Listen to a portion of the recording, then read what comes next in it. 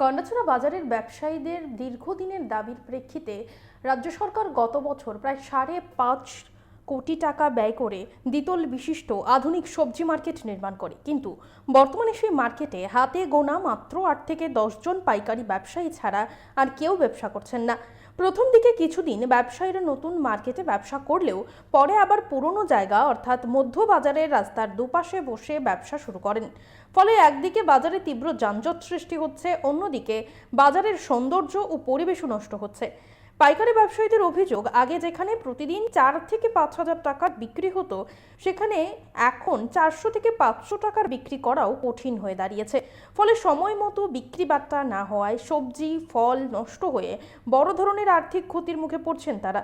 সমস্ত ব্যবসায়ীদের শেডঘরে স্থানান্তরের দাবিতে একাধিকবার মহকুমা প্রশাসনের কাছে লিখিত অভিযোগ জানানো হলেও এখনও কার্যকরী কোনো ব্যবস্থা নেওয়া হয়নি বলে অভিযোগ। শুক্রবার সংবাদ মাধ্যমের সামনে পাইকারি ব্যবসায়ীরা মুখ্যমন্ত্রীর হস্তক্ষেপ কামনা করেন। পাশাপাশি তারা হুঁশিয়ারি দিয়ে বলেন, আগামী বুধবারের মধ্যে স্থায়ী সমাধান না করা হলে বৃহস্পতিবার গন্ডাছড়া সদর বাজারের সাপ্তাহিক হাটবারে তারাও মূল সড়কে বসে ব্যবসা শুরু করবেন।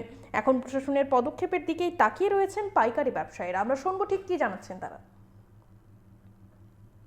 5 কোটি টাকা খরচ করে বিল্ডিংটা করছে। তো প্রথমে তো এটা উদ্বোধন করার পরে মোটামুটি লোক ঢুকছে। তো আমরা ওই সবারই বুক আছে, এটা সব কৃষকরা ঢুকছে, পাইকাররা ঢুকছে। তো আমরা যাইতে লাস্টে সব গেছে, আমরা 9 জন আছি এটার ভিতরে। এটা 9 জনের মাধ্যমে আমরা আছি ওখানে প্রায় বছরখানা ধরে। আমরা 3-4বার গেছি ডিমের কাছে, আগের ডিমের কাছে গেছি 4বার, কোনো পদক্ষেপ নিয়েছি না। ওখানে ডিমের কাছে আবার গেছি, আমরা গত শুক্রবারে গেছি, আজকে শুক্রবার, গত শুক্রবারে গেছি, কইছে তারা আইব দেখবো, কিন্তু অন্য কিচ্ছু নিছে না, পদক্ষেপ নিছে। তো আমরা কত লস দেবো এখানে থেকে, কোনো লোক ঢোকে না, পুরোটা কালি আছে, বুঝলেন, একদম বলতে সাংঘাতিক অবস্থায় আছে। আমরা মাল কিনে আমরা লস হয়, বিরাট লস হয় আমরা মাল কিনতে কিনতে। তো আমরা ওই কারণে মিডিয়ার কাছে আইছি। আমরা প্রশাসন যদি কিছু না করে তাহলে আগামী বৃহস্পতি বুধবার মধ্যে দেখুন, বৃহস্পতিবার পরে আমরা রাস্তার মধ্যে বমু, পুরো রাস্তা ব্লক করে বমু আমরা, যদি বুধবারের মধ্যে প্রশাসন কিছু না করে, বুঝলেন। আমরা খুব লসের মধ্যে আছি। আমরা চাই সারা গন্ডাছড়ার লোক বলতে সব পাইকার এটার ভিতরে ঢুকুক, প্রশাসন এই পদক্ষেপটা নোক এবং এই নিউজটা চিফ মিনিস্টার কিন্তু দেখে। আমি আজকে প্রায় 1 বছর ইশারের ভিতরে আছি। মাল কিনলে মাল এমনি ফেরাতে হয়, আর যে মাল ফসলের এইগুলি পচা যায়। এছাড়া দেখা যাচ্ছে যে এই কৃষক ওই গোটা মধ্যে থাকে না, তারা রাস্তার কিনারে কিনারে বয়। মানুষ যে কি লিগি রাস্তায় বয়, এই জিনিসটা আপনাদের কাছে তুলে ধরছি এবং আমরা একটা সুব্যবস্থা করবেন।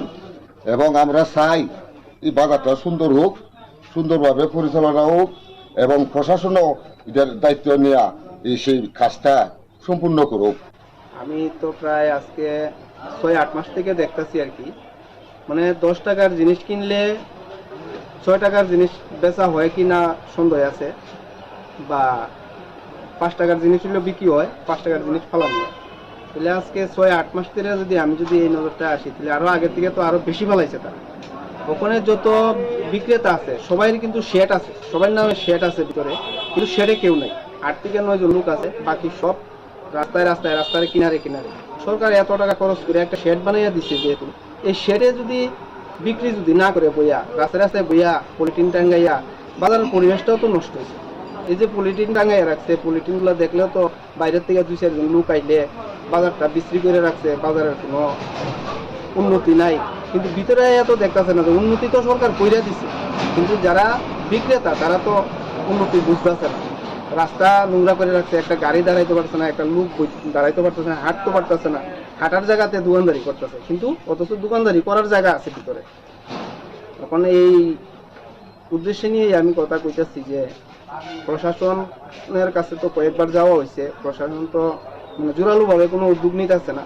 তাহলে আগামী বুধবার পর্যন্ত অনুরোধ করে কইতাছি যে বুধবার পর্যন্ত একটা ব্যবস্থা করা হোক, নাইলে বৃহস্পতিবারে বাজারটা বিশৃঙ্খলা হইব।